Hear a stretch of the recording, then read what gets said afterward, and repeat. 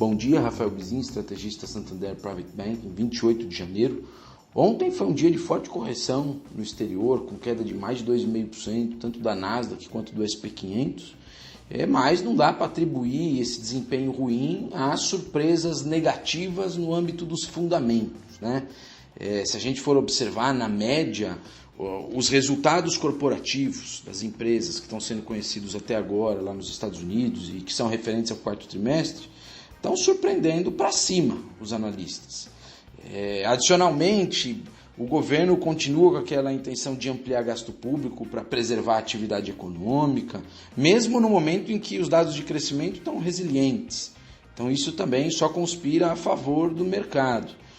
A aplicação das vacinas em solo norte-americano está ganhando mais velocidade, o que melhora a visão de aceleração também do crescimento. E, por fim, o Federal Reserve, que é o Banco Central dos Estados Unidos, ele concluiu ontem a reunião aí de política monetária e a mensagem transmitida é de que as condições estimulativas vão ser realmente preservadas por muito tempo.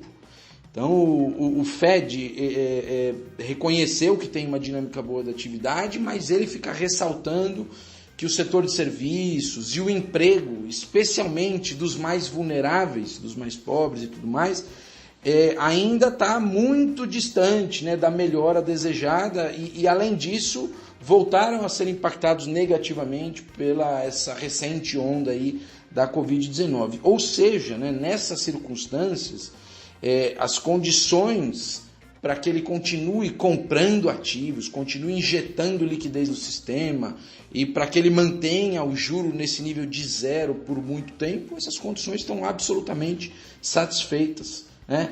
Isso porque, de novo, o objetivo dele em termos de recuperação do emprego ou até de definir uma inflação mais alta na economia estão ainda muito distantes, tá?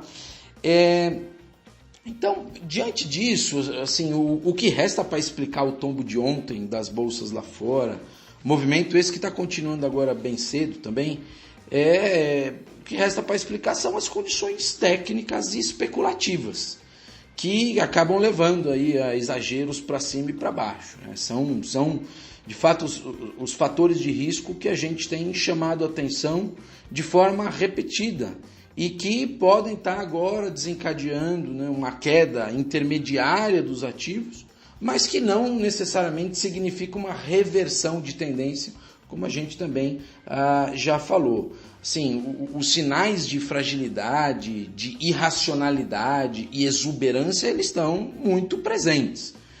Nos últimos dias, inclusive, ganhou mais cartaz, mais vitrine, esse fenômeno aí de grande grupo de pequenos investidores que supostamente estão sendo coordenados aí por comunidades virtuais e que estão induzindo movimentos artificiais de preços, né, de determinadas ações, determinadas empresas. Então eles provocam aí uma valorização desmedida de alguns ativos, se colocando na ponta oposta de grandes fundos de investimento globais aí, para causar danos, né, a esses fundos.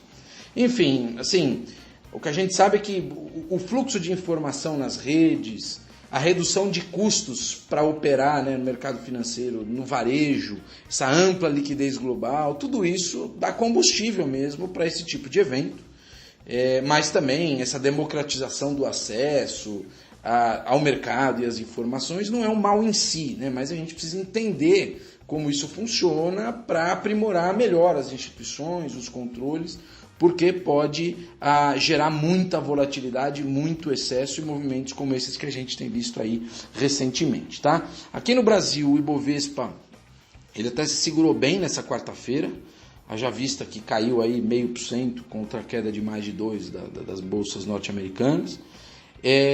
Mas também tem que lembrar que o Ibovespa já vinha caindo bem antes, né? A gente já estava 5 pregões negativos aí desde a semana passada. As análises por aqui relativas à corrida pela presidência da Câmara sugerem que o candidato do Planalto, o Arthur Lira, estaria com uma vantagem, o que dá um respaldo para o governo na implementação da agenda legislativa dele, né?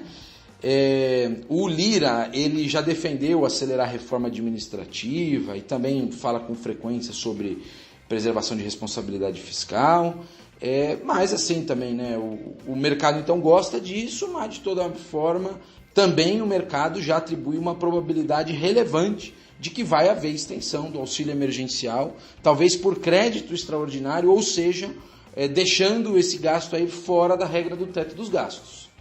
Né? Então, assim, acho que isso já está ficando meio no preço, está sendo já aceito, digamos assim, e portanto, se não acontecer, ou se acontecer, mas tiver uma compensação com outras reformas estruturais que sejam aprovadas rápido, então pode ser um evento positivo, né? Uma surpresa positiva. Tá? Vai ser bastante importante a gente observar o placar dessa disputa pelo comando da Câmara.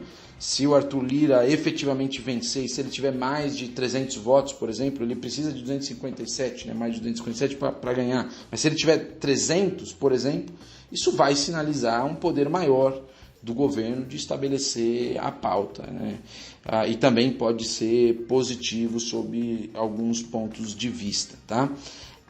Por fim, assim, no campo das vacinas, ainda tem bastante polêmica. Em termos de percentual da população vacinada, o Brasil começou a ultrapassar alguns vizinhos, mas a gente está falando ainda de níveis muito baixos, né, de pessoas já imunizadas. As preocupações com oferta adequada de doses e todos os outros problemas de ordem logística preocupam muito, não só aqui, mas em muitos países a gente vê pipocando notícias a esse respeito o dia inteiro. Mas assim, o grande foco dos analistas vai continuar sendo a velocidade aí de disponibilização das doses e imunização dia a dia. Se ganhar mais tração, isso é bom porque vai balizar muito também as projeções de crescimento e etc. Eu fico por aqui, bom dia a todos.